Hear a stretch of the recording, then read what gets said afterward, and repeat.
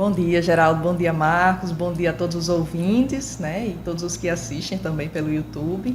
É um prazer enorme, uma satisfação estar aqui falando desse projeto, dessa iniciativa, que é uma iniciativa pioneira aqui na Justiça Federal em Caicó, de oferecer um espaço sensorial, né? O nome da sala é Espaço Sensorial, que é uma sala destinada especificamente para crianças que têm autismo, TDAH, ou alguma condição que dificulta ou impede que essa criança fique na sala de espera de forma confortável. Então, elas têm esse espaço mais exclusivo, né, que não é um espaço separado do atendimento, mas é um espaço mais reservado, com brinquedos, com objetos sensoriais, com cadeira, mesa, lápis, para que eles possam ficar esperando de uma forma mais confortável. Por quê?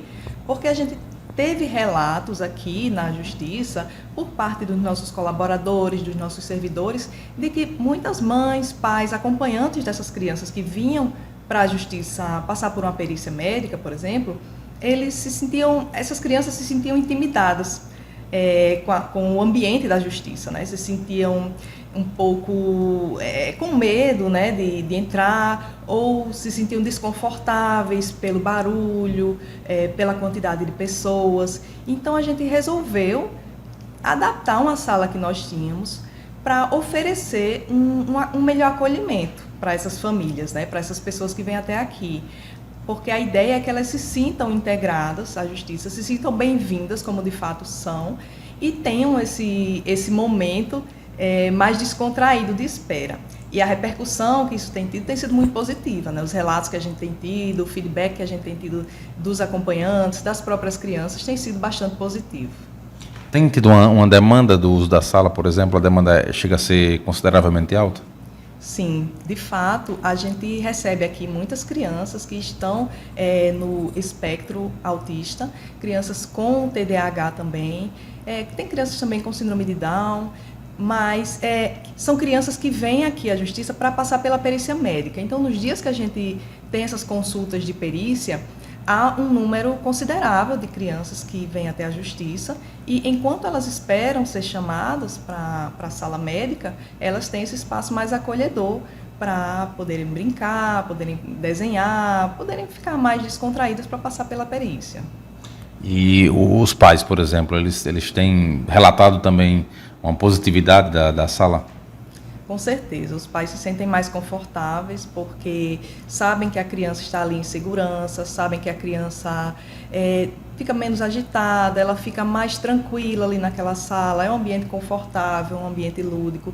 E os pais, os familiares que acompanham ficam também mais tranquilos, porque a gente sabe, né, a gente que faz parte da Justiça sabe que não é fácil você vir para a Justiça, pedir um benefício, se submeter à perícia. Às vezes é uma situação muito delicada que a pessoa está vivendo, né?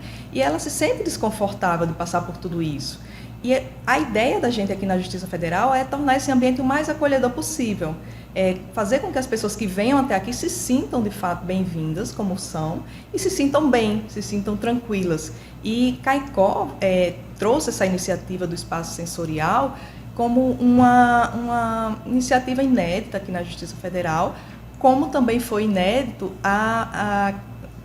a criação da brinquedoteca aqui em Caicó e que serviu de inspiração para outras unidades da Justiça Federal. A gente tem aqui também, além do espaço sensorial, uma brinquedoteca para as crianças que querem ficar no ambiente mais aberto, além do espaço sensorial para aquelas crianças que se sentem mais confortáveis na sala, né, sensorial. Era exatamente essa questão que eu ia perguntar, se essa sala sensorial pode servir de modelo, já está servindo de modelo para outras unidades. A ideia é servir de modelo para outras unidades, não só da Justiça Federal, mas que outras instituições, públicas ou privadas, adotem esse modelo como inspiração para as suas próprias unidades. Porque existe uma demanda de crianças com essas condições, são crianças com deficiência, que elas precisam de um atendimento individualizado, considerando a particularidade dela.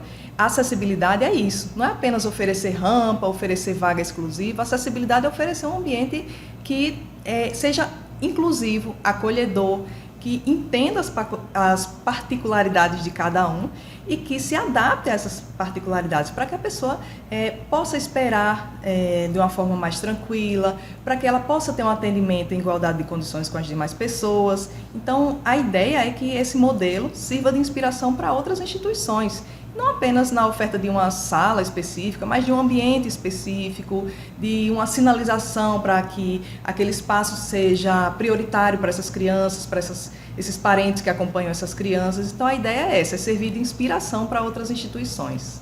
Agora, a sala não atende somente as crianças que são autoras de benefício. Qualquer outra criança que esteja aqui presente, que deseja usar a sala, pode ficar à vontade. Com certeza. A sala ela tem 2 propósitos, né? Ela atende tanto crianças que são autoras de ações em que pedem benefícios assistenciais, como o BPC Loas, por exemplo, e essas crianças vêm até a justiça para pedir esse benefício, para passar pela perícia, como as crianças que vêm acompanhando seus pais, seus parentes, seus avós, e muitas vezes essas pessoas não têm com quem deixar essas crianças e precisam vir à justiça participar de uma perícia ou de uma audiência. E elas sabem que aqui vão encontrar esse ambiente onde elas podem deixar as crianças com segurança, onde elas podem acompanhar essas crianças brincando, desenvolvendo atividades e ficam com mais segurança. Então, o espaço serve tanto para crianças que vão ser propriamente atendidas diretamente, quanto para crianças que estão acompanhando alguém que vai ter atendimento aqui. Agora, aproveitar a oportunidade, o número de crianças que pedem benefício aqui na assistencial é alto, é considerado alto e preocupa, na sua opinião? É uma demanda bastante frequente aqui na Justiça Federal, né? A gente tem inúmeros casos de pessoas que pedem benefícios assistenciais pela condição, né, de serem crianças no espectro autista, crianças com TDAH ou com alguma outra condição particular. É uma demanda bastante elevada. Eu não saberia dizer se houve, porque eu não tenho estudos estatísticos, a gente aqui na Justiça, infelizmente, não tem esses dados estatísticos de ter havido um incremento de demandas dessa natureza, especificamente relacionadas a pessoas com o transtorno do espectro autista ou TDAH. Mas, pela nossa prática cotidiana, a gente se depara com muitos casos de benefícios, de pedidos de benefícios em decorrência dessas condições. Qual é o procedimento? A mãe ou o pai, ele dá entrada judicialmente, vem aqui à justiça, faz a perícia, esse benefício é concedido, não é concedido? Qual é o procedimento? Esse benefício especificamente do BPC, também chamado benefício do LOAS, né, ele é um benefício que precisa do atendimento de 2 condições. A primeira é a deficiência, a condição de pessoa com deficiência ou condição de pessoa idosa, né? No caso específico da pessoa com deficiência, são crianças, adolescentes, eles precisam passar pela perícia médica para testar essa deficiência, né? O grau com qual essa deficiência atinge as atividades da criança, se há um comprometimento nas atividades escolares, se há um comprometimento na participação social, né? Porque a deficiência é um conceito bastante amplo, né? É a interação da condição que a pessoa tem com a sociedade, né? Com as condições que o ambiente oferece. Além dessa perícia, ela precisa muitas vezes passar por uma perícia social. A assistente social vai até a casa da pessoa, que é uma assistente social perita da Justiça Federal, vai até a casa da pessoa para analisar as condições dessa residência, se a pessoa tem ou não condições de ter seu sustento provido pela família, né? Porque o benefício ele pressupõe uma atuação subsidiária do Estado, né? Do poder público. O Estado só paga o benefício para quem não tem condições de se manter. Então, é comum que esse benefício seja deferido, por exemplo, nos casos em que a criança tem um alto grau de comprometimento que impede, por exemplo, um dos pais de trabalhar. Às vezes é o único provedor da família, ele não pode trabalhar porque precisa dispensar cuidados a essa criança.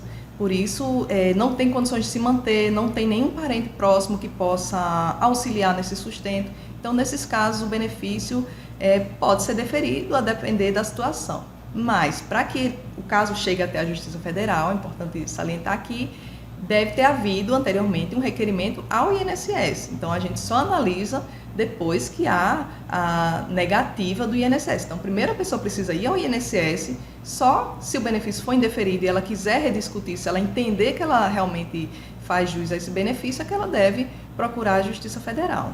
E todos esses serviços paralelos, como por exemplo da assistente social, da perícia médica, todos são ofertados aqui na Justiça Federal?